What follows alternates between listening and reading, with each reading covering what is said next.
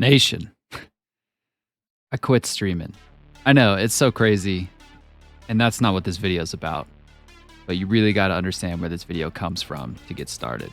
The reality is, I just don't have the time right now. So I'm going to be focusing more on YouTube. I'm learning new editing styles, new shooting stuff, and a whole bunch of tricks I wish I would have known when I did YouTube the first time. I'd love to just jump right back in where we left off on Twitch, get going right away on painting armies again, and grinding through commissions. But the reality is, I'm really bored of it. I am really bored of painting armies. I've done it. A lot. It's actually insane how many armies I've painted. So I need a break in order to find some of my hobby happiness again and refresh my brain and get back to content the way I want to make it. I'm going to go way back to the beginning, how this whole thing started, which is with Dark Angels. I'll be firing up a series of upcoming content called the Deathwing Diaries. It'll be a series of vlog-style content based around my journey back into Dark Angels and building a really unique-looking Deathwing detachment. The reason I'm focusing on Dark Angels is they just make me happy. Those little emo boys with their cloaks and their hoods and all their secrets. It just really does it for me. The reality is, those cloaks, those hoods, the mystery surrounding them is an aesthetic that I just really love.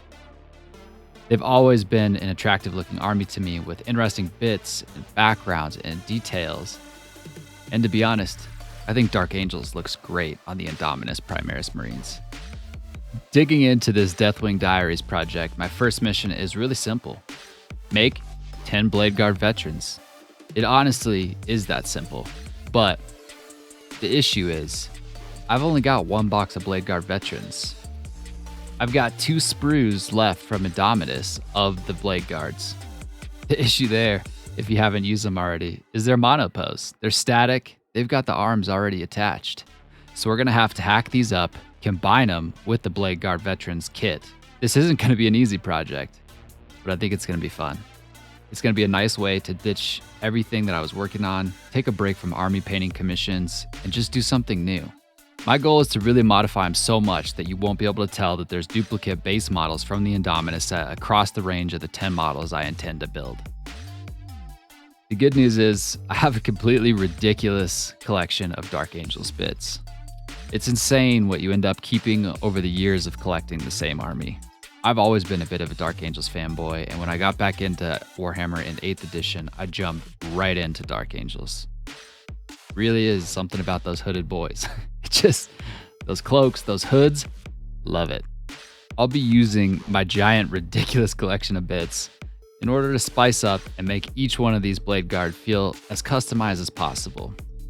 I'll also be using a little bit of my green stuff knowledge to be making cloaks and maybe even hoods to push some of this custom work over the top. But I gotta say, for now, I'm just really excited to be hobbying again on my own terms. I'm also really excited to be filming YouTube again.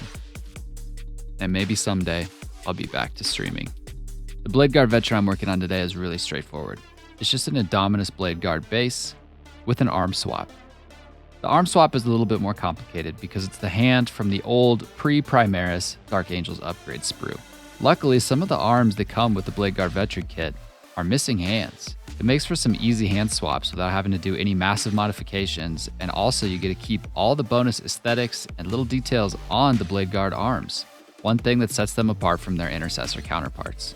After getting the arm swapped on, pretty easy to add a couple little bits, change out the backpack for something that feels a little bit more Dark Angels, and add the cloak. Adding the cloak was pretty straightforward. The secret to working with green stuff like this and making cloaks is you just gotta let it dry. Roll it out, let it sit there, watch a YouTube. Heck, watch me on YouTube, watch some of my old stuff. But the secret is, just let it dry for a minute. After you've let it dry, it's a lot easier to work with. It's easy to slap on, build in a couple wrinkles on the cloak, and before we know it, our first Bladeguard is done. To think that I have to do this 9 more times is honestly a little bit crazy. It's gonna take me a little bit, and I'm gonna have to approach each piece with as much of an open mind as I can. It's not gonna be an easy journey, but it's gonna be a rewarding one. I'm very excited to continue Deathwing Diaries, and I'm very excited to be back. Let me know what you guys think of the new video, the new content style, and I'll be back as much as possible. For now, I'm gonna shoot for weekly videos, but who knows? Life can get in the way. Sometimes I might have extra time and get out a couple in a week. Right now, I'm just focused on finding hobby happiness again, and I'm going all the way back to the beginning, where it really did begin. Can't wait for the rest of this project. See you guys soon.